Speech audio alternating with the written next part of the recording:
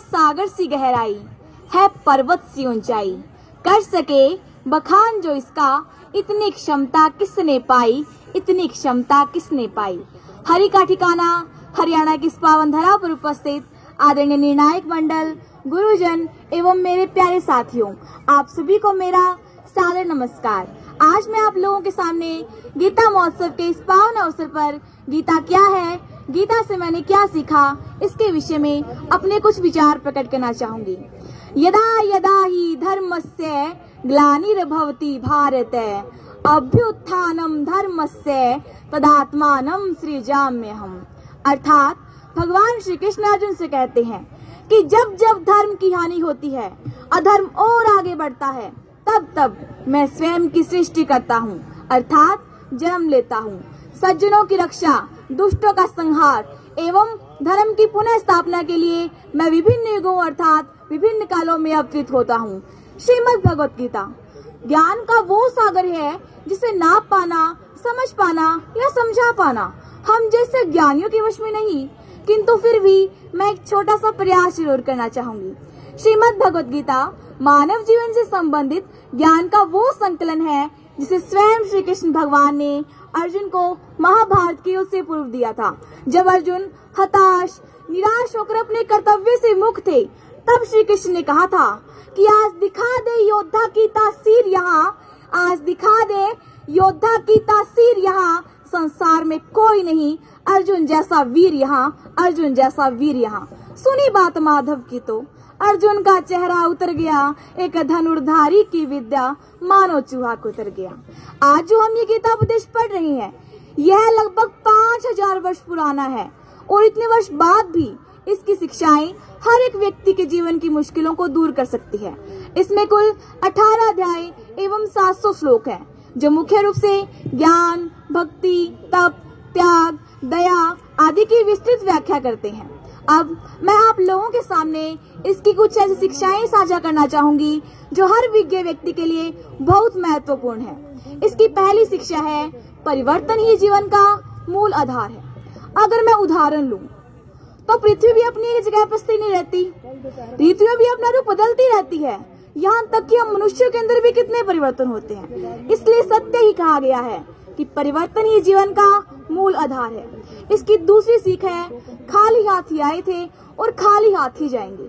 मैं तो ये मानती हूँ कि आजकल हमारा जीवन एक टेम्पल रन के गेम के समान हो गया है, जिसमें एक मनुष्य, एक व्यक्ति दौड़ता रहता है, भागता रहता है, वो बस केवल और केवल पैसे इकट्ठा करता है।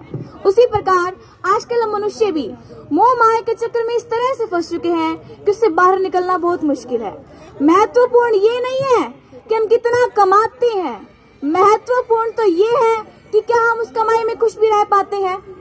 इसकी तीसरी सीख को मैं एक श्लोक के माध्यम से व्यक्त करना चाहूंगी। कर्मण्येवाधिकारस्ते मा फलेषु कदाचन, मा कर्म फल हेतुर्भुर माते संगोस्व कर्मणि। अर्थात भगवान श्री कृष्ण अर्जुन से कहते हैं कि तेरा अधिकार केवल कर्म करने पर है पार्थ, फल तो ईश्वर के हाथ में है। इसलिए ना ही तो कर्म से भागना उचित है और ना ही फल की चिंता करना उचित है, क्योंकि जो जैसा कर्म करेगा उसे वैसा ही फल मिलेगा। तो जैसा कि आप सभी जानते हैं कि गीता के प्रथम अध्याय यानी अर्जुन विषाद योग में अर्जुन कहते हैं, रे मान और सम्मान बताओ, मुझको जीवन दान बताओ, खुद को ईश्वर कहते हो तो पहले अपना नाम बताओ। इतना सुनते ही माधव का धीरज पूरा डोल गया, 3 लोक का स्वामी फिर बेहद गुस्से में बोल गया, रे कान खोलकर सुनो पार्थ, कान खोलकर सुनो पार्थ, मैं ही त्रेता का राम हूँ, कृष्ण मुझे सब कहते हैं, मैं द्वापर का घनश्याम हूँ।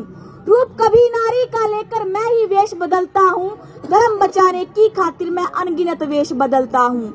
विष्णु जी के दशम रूप में परशुराम मत वाला हूँ, नाग कालिया के फन पर मैं मर्दन करने वाला हूँ। महिषासुर और बकासुर को मैंने जिंदा गाड़ दिया, कि महिषासुर और बकासुर को मैंने जिंदा गाड़ दिया, नरसिंह बनकर धर्म की खातिर हिरण्य कश्यप फाड़ दिया।